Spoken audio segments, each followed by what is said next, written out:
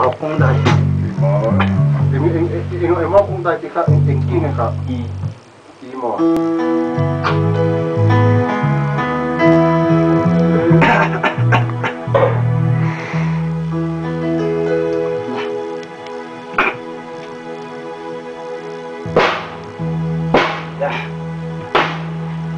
Emau kawng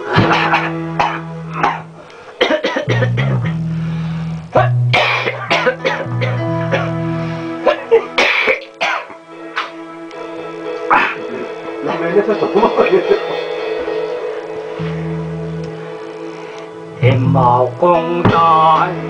rele kor taka engola alam pulo kalala pulo kadong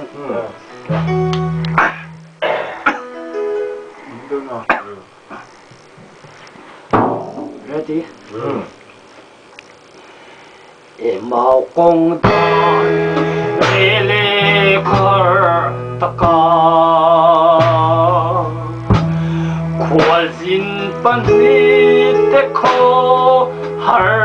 an kao lain lai ko an var pui in na no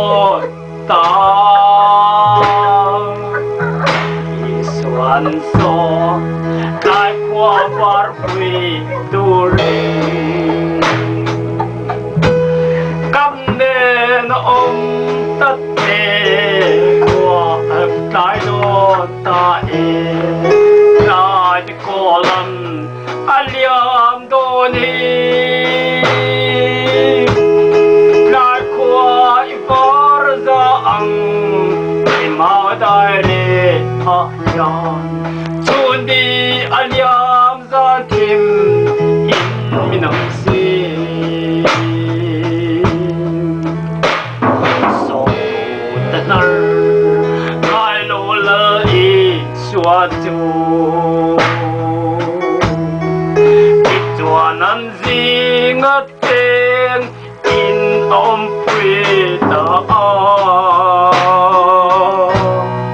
Kamuan retelo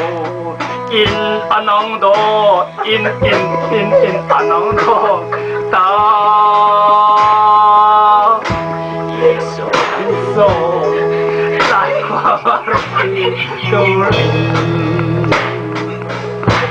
Kande nom tat kuat lai don ta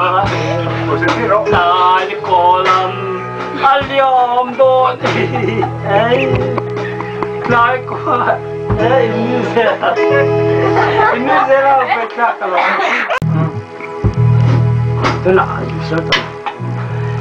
Emau kawng dai rele kor taka khwal zin panit te kho har ka lain